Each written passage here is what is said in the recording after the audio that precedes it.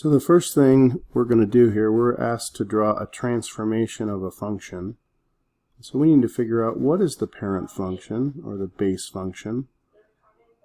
Well, here it is. It's the square root. So we're really looking for what does the square root of x look like. And as a reminder, when we build the table of square root of x, we get 0, 1, and 2 for the x values of 0, 1, and 4. So we'll plot those. This is our parent function. The minus 3 just means we're going down 3.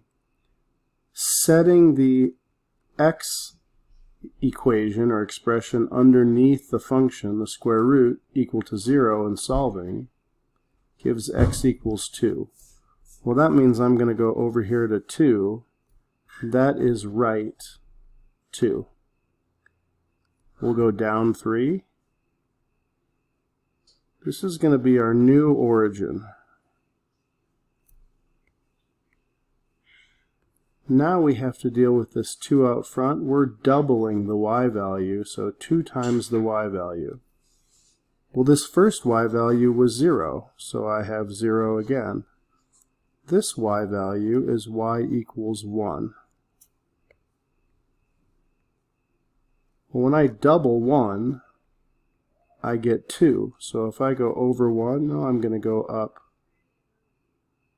a y value or a height of 2.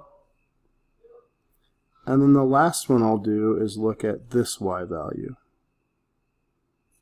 When I went over 4, I had a y value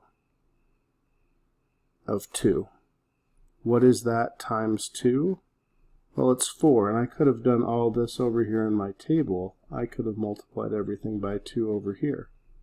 0, 2, and 4.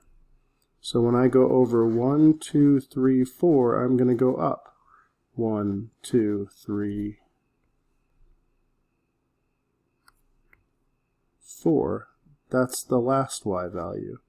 Connect all my dots, and I have my new transformed radical or square root function. We're going to label all this h of x. I'll erase the parent so there's nothing else to confuse us.